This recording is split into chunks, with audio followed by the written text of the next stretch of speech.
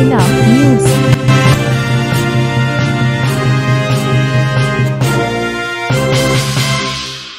जंतर मंतर पर 21 जुलाई को होने वाले धरना प्रदर्शन को सफल बनाने के लिए कार्यकर्ताओं को जो जिम्मेदारी दी गई थी, भीम आर्मी के समस्त कार्यकर्ताओं ने अपनी अपनी जिम्मेदारी को बखूबी निभाई और लाखों की भीड़ जुटाई। वहीं पर 21 जुलाई को ही भीम आर्मी भारत एकता मिशन की स्थापना दिवस भी जंतर मंतर की सड़कों पर ही मनाया गया। नमस्कार, मैं सूरज प्रताप और आप देख रहे हैं जिला न्यूज। इस धरना प्रदर्शन का मुख्य उद्देश्य भीम आर्मी के संस्थापक एडवोकेट चंद्रशेखर आज़ाद पर 28 जून को हुए हमले के विरोध में था। इस धरना प्रदर्शन के माध्यम से सरकार से मांग थी कि एडवोकेट चंद्रशेखर आज़ाद को सुरक्षा प्रदान की जाए। देखिए आगे।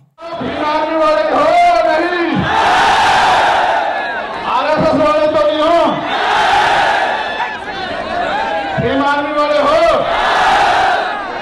पक्का कि अभी वो गोली नहीं बनी जो आपके भाई का सीना चीर जा। पूरी सरकार मेरे पीछे पड़ी हुई थी और ये कहा जा रहा था, डीजीपी का बयान आ रहा है लॉ एंड ऑर्डर का, कह रहे सरेंडर नहीं कर देंगे चंद्रशेखर को। वो ये संदेश दे रहे थे कि हम इसका एनकाउंटर करके समाज पे संदेश देंगे कि कोई भी अगर सरकार के खिलाफ खड़ा होगा हम उस आवाज को हमेशा के लिए बंद कर देंगे। लेकिन फिर 21 मई 2017 को आप मेरे समाज के सिर माथे सारे लोगों ने आके यही जंतर मंतर इसी पर आकर आपने मेरे हौसलों को बुलंद करके कहा कि लड़, हम तेरे साथ हैं।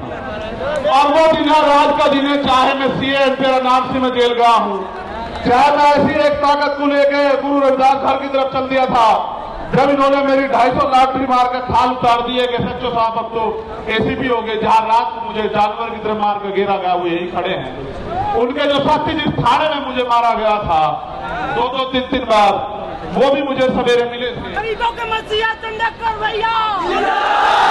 उसे भी माफ कर दूंगा। लेकिन इस बार आपने देखा कि क्या हुआ, जब वो सीबीआई से नहीं रोक पाए, ईडी से नहीं रोक पाए, इनकम टैक्स से नहीं रोक पाए, जब वो झूठे मुकदमों से नहीं रोक पाए, जेल से नहीं रोक पाए, तो कायरों की तरह आके उन्होंने मेरे ऊपर गोली चला दी। आपकी गोली की तमन्ना सच्ची थी और मेरे लोगों के खून के आंसुओं की संघर्ष की तमन्ना सच्ची थी। अगर आपके गोलियों की तमन्ना सच्ची होती और मुझे कोई आगे की लड़ाई ना लड़नी होती तो उसी दिन प्रकृति जो है मुझे खत्म कर देती, क्योंकि गोली से का जो सामना वो बड़ा खतरनाक था। मैं आपको ये बात इसलिए बताना चाहता हूं, मैं आपका खून मैं कल भी था रहा था, आज भी था रहा हूं, आप चाहे फर्श पर रहूं या आस पर रहूं या मिट जाऊं, मेरे खून का एक एक कतरा आपके स्वाभिमान सम्मान के लिए हमेशा खर्च होगा। मेरी बात को याद है। लोगों ने कितना गुमराह किया आपको, क्या क्या नहीं बताया, क्या क्या नहीं आरोप लगाए, क्योंकि जब एक गरीब का बेटा खड़ा होता है तो बहुत लोगों को तकलीफ होती है।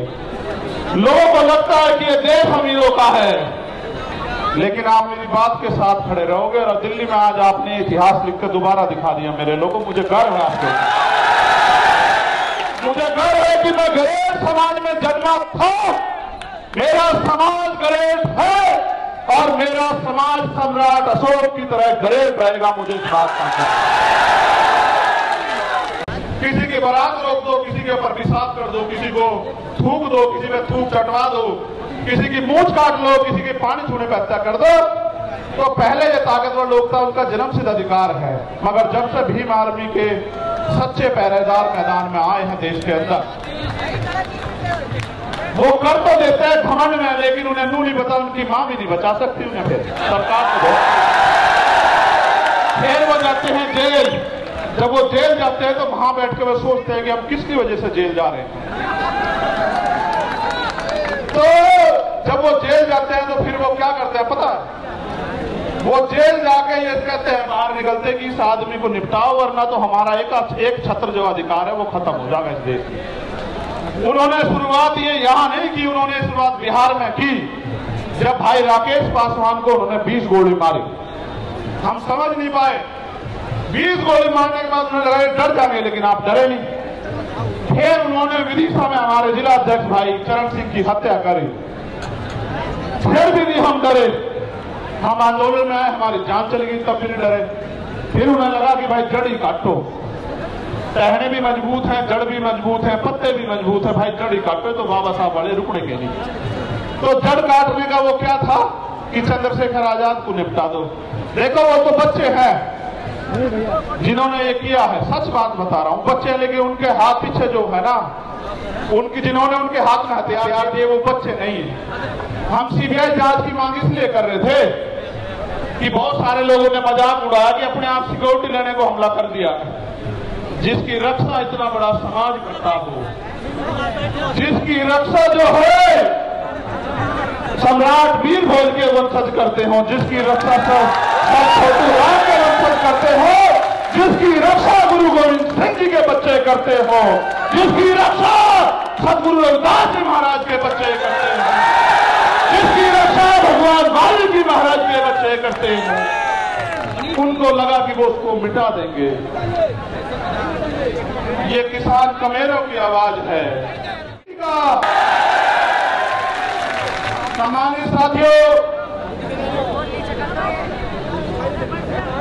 आज इस पावन अवसर पे, क्योंकि भीम आर्मी का स्थापना दिवस भी है, 8 साल पहले आज ही के दिन हमारे माननीय राष्ट्रीय अध्यक्ष और तमाम हमारे सिपाहियों ने यह ऐलान किया था कि भीम आर्मी भारत एकता मिशन के नाम के संगठन के जरिए हम इस देश में मनुवाद ब्राह्मणवाद की जड़ें काट देंगे। जो कारवा एक छप्पर से चला, आज वो कारवा सैलाब के रूप में दिल्ली की सड़कों पे है। प्राइमरी स्कूल के मास्टर के इस बेटे ने कभी सोचा नहीं था कि अगर ईमानदारी से काम करने वाले को इतना प्यार मिलता है तो फिर लोग ईमानदारी से क्यों नहीं काम करते। मैं आपसे पहले पूछना चाहता हूं, क्या मैं कोई गलत लड़ाई लड़ रहा हूं?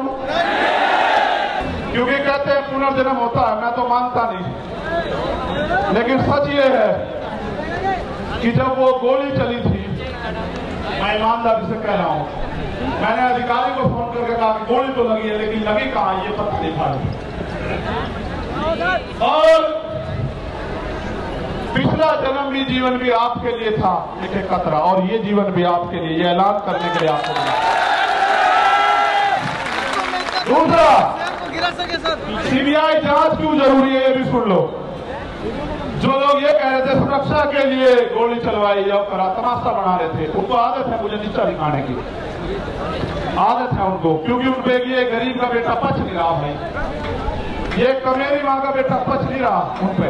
तो मैं भी उनको बता देना चाहता हूं कि हो सकता है आपके मालिकों के हाथ भी इसमें शामिल ना हो, इसलिए मैं इसकी सीबीआई जांच चाहता हूं कि मेरे जान से ज्यादा, मेरी जान से, मेरे लोगों से ज्यादा दूसरों को कुछ प्यार हो गया है, वो क्यों मेरी जान लेना चाहते हो? तो प्रकृति के आशीर्वाद से, आप भाइयों के सहयोग से, प्रार्थना दुआओं से मैं आपके बीच में, वरना ऐसा भी हो सकता है कि आज यहाँ इकट्ठा तो होते, मेरी तस्वीर लगी होती और आप रो रहे होते कि भाई हमारा भाई चला गया।